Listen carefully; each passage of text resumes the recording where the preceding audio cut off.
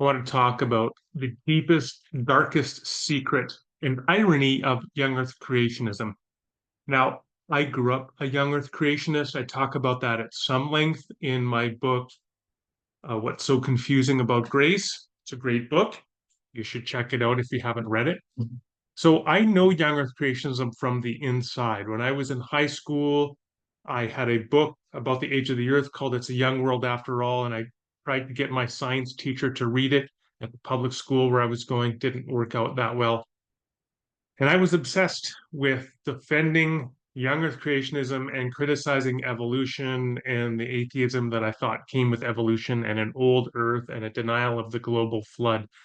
I was obsessed also with finding Noah's Ark. So I remember reading apologetics from people like Josh McDowell, where they talked about finding Noah's Ark on Mount Ararat and fragments of gopher wood embedded in the ice of the glaciers on top of the mountain and all this kind of thing. And for me, that was all important and validating for my faith. And I spent a lot more time, to be honest, obsessing about arguing against evolution and arguing for a global flood and a young earth than I ever devoted to key doctrines of the faith, like the incarnation, atonement, doctrine of the Trinity, and so on.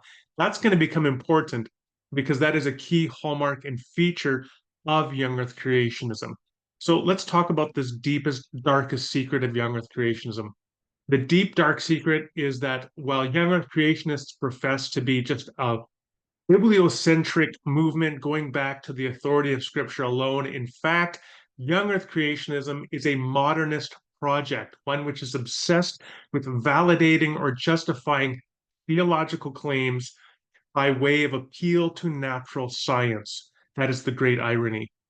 How is it a modernist project? After all, don't young Earth creationists repudiate or reject much of natural science? Isn't that a key hallmark of young Earth creationism?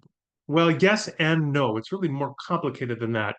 You see, young Earth creationists certainly do repudiate the consensus of contemporary science on issues like the age and evolution of the universe, the origin of life and diversity of species upon Earth.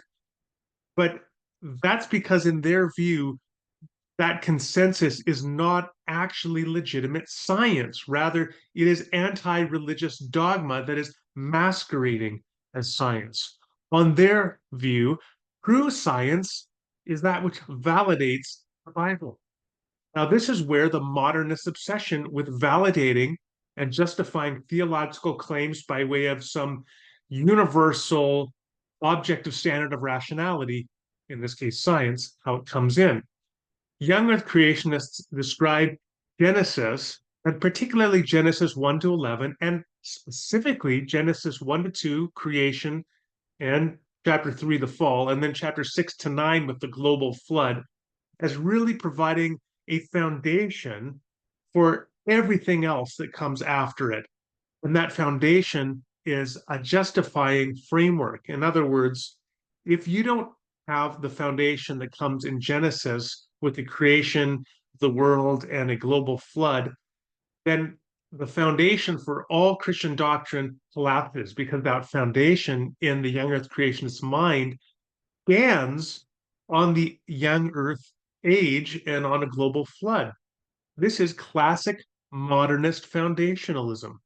The idea that in order for theological claims to be rational and justified, they have to trace back to some universal standard of reason that is external to the belief system. And here it's external because the young earth creationists ostensibly are appealing to what they claim to be natural science as a way to justify everything that comes in the Bible and all Christian doctrines that flow from it. And their obsession doesn't stop there.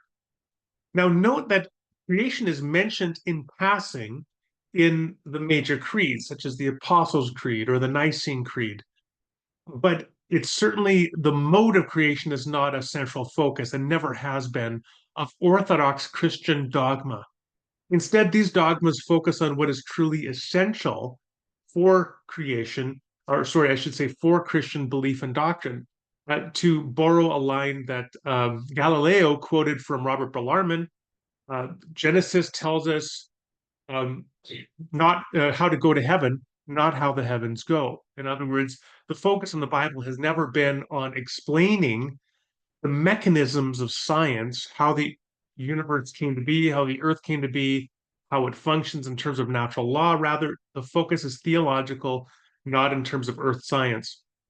But that's not, oh, and as a result, I should say, then what the creeds focus on is not commitments to natural science of one or another, but rather commitments to central doctrines like incarnation, atonement, doctrine of Trinity, resurrection, second coming, final judgment. But young earth creationists are focused overwhelmingly on their understanding of a young earth and a global flood. Because, again, these doctrines, validated through what they claim to be natural science, is key for them to justify everything else that you would say in terms of Christian doctrine. And so you get this obsession, this over focus on justifying theological and biblical claims by appealing to quote unquote natural science. This is a classic modernist obsession, and it is the deep, dark secret of young earth creationism that it is driven and focused on and obsessed by not fidelity to scripture as the norming norm for theological knowledge, but rather on going beyond scripture to justify the claims of Scripture through what they claim to be natural science.